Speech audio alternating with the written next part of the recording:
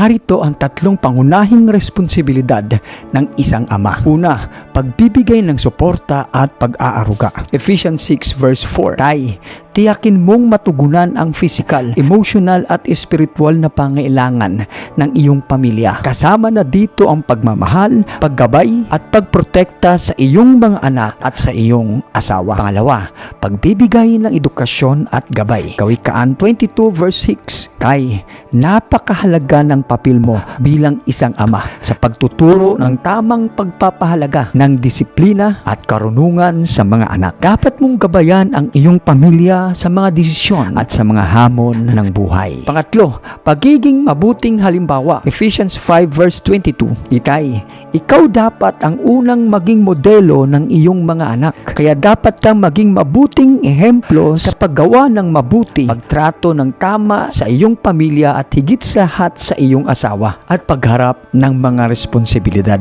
Laking tandaan, ang mga ama ay haligi o pundasyon at ulo ng tahanan. At anumang bagay na walang pundasyon at walang nangunguna ay madaling mabubuwal. Sa makatuwid, kapag ang pamilya ay nasira, nalugmok at hindi nagtagumpay, tahasan kong sasabihin sa inyo, kasalanan ito ng isang tatay. If you agree, type amen. Follow and share. God bless.